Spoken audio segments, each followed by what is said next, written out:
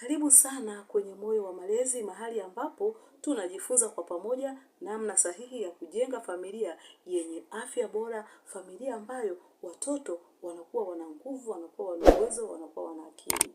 Leo katika Moyo wa Malezi tunaangalia jinsi ambavyo watoto wanaweza wakapata chakula chao ambacho kile chakula kimepikwa kwa kutumia kitunguu saumu na afya zao zikawa nzuri sana. Mara nyingi wazazi wanahangaika kutafuta dawa labda za kukinga watoto na magonjwa mbalimbali, za kuwasaidia watoto wasipate maradhi, lakini wanakuwa wanasahau kwamba kila nyumba ina kitunguu saumu.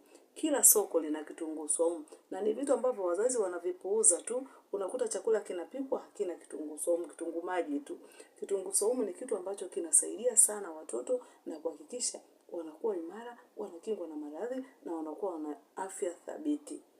Mimi ninaitwa Muhere Madam. Kama bado haujasubscribe kwenye chaneli yetu ya Moyo wa Malezi, karibu fanya hivyo sasa hivi kwa sababu tunakuletea maarifa sahihi kabisa kwa ajili yako na kwa ajili ya familia yako. Una uwezo wa kutupigia simu au kututumia ujumbe kwa namba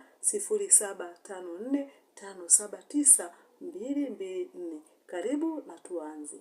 Faida ya kwanza ya kuweka kitunguu saumu kwenye chakula cha watoto, huongeza kinga ya mwili.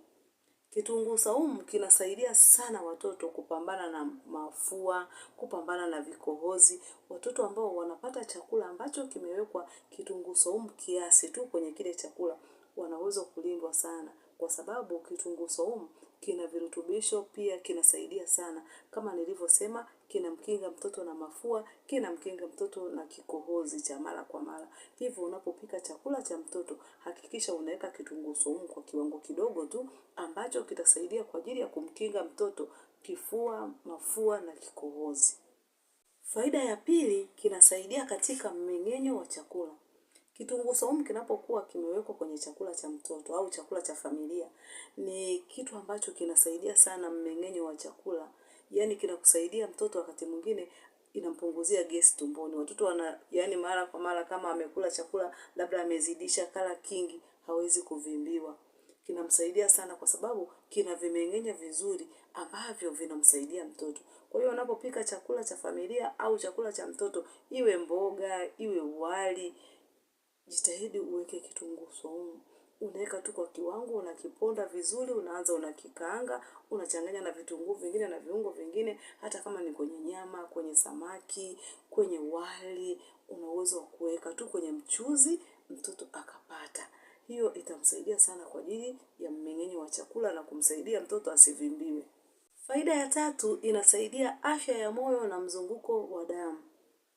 Mtoto ukimjengea desturi nzuri, kula vizuri tangu akiwa mtoto, unamjenga kabisa katika afya ya moyo wake. Mambo sio ya moyo umetanuka, mambo sio moyo unamuuma, sio nini umekuwa mkubwa, hayo utakuwa unayasikilizia tu mbali kwa mtoto wako. Kwa sababu unakuwa umemjengea msingi imara, msingi thabiti wa kula virutubisho, wa kula vitu vizuri tangu anapokuwa mtoto. Kwa hiyo ni jambo jema mama, unapopika chakula cha mtoto, hakikisha ponda kitunguu saumu kidogo tu, weka kwenye chakula chake, pika vizuri. Kwanza kinaleta hata ladha nzuri, harufu nzuri, mtoto anaweza akala chakula chake vizuri, akawa amefurahia huo mlo ambao ameula, na inamsaidia kwenye system ya moyo, inamjenga vizuri mtoto. Faida ya 4 kwa mtoto, kitunguu saumu kinapunguza bakteria na vijidudu kwa mtoto. Mtoto anapokuwa anatumia kitunguu saumu, kwa sababu kitunguu saumu kwa asili kina tabia ya kupambana na wale bakteria na wale wadudu. Kwa hiyo mtoto atakapokuwa anapata chakula ambacho kina kitunguu saumu, unaona kwamba inaweza kumsaidia sana kuwapunguza na kupambana nao bakteria, vijidudu wale wanaokuwa wanamsumbua, wanataka kumsumbua mtoto. Kwa hiyo inakuwa nzuri sana mzazi, hakikisha unaweka kitunguu saumu kwenye chakula cha mtoto. Usiweke tu kwenye maziwa, kwa sababu sasa tukisema kila chakula kiwekwe kitunguu saumu itakuwa pia haifai.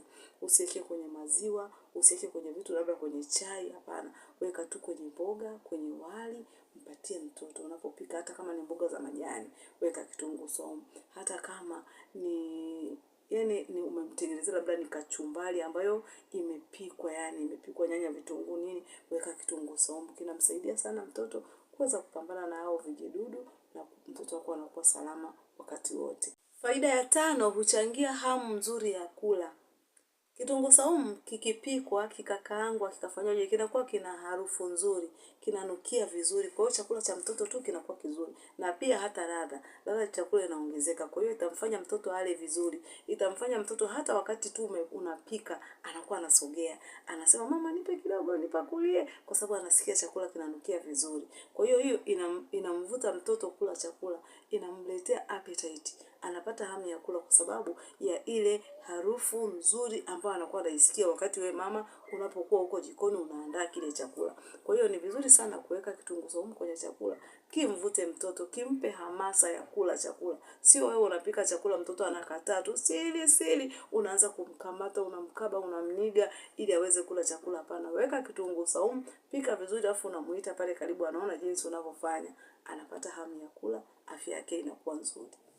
Wazazi wenzangu, mara nyingi upendo hauonyeshi kwa maneno tu. Upendo unaonyeshwa kwa vitendo.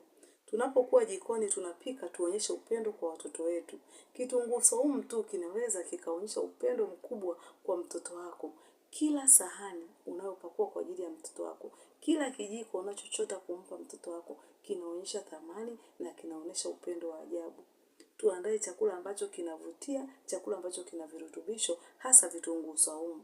Tuwape watoto, tuwavute, waweze kuona chakula ni kitamu na waweze kula vizuri kwa ajili ya kujenga afya yao, kujenga misuli, kujenga akili. Watoto wanakuwa wanakumbuka na wanakuwa wanaweza kusoma vizuri darasani. Kama umependa content hii, basi usiache kushare, usiache kulike na usiache kusubscribe ili uendelee kuwa mmoja wa familia ya Moyo wa Malezi.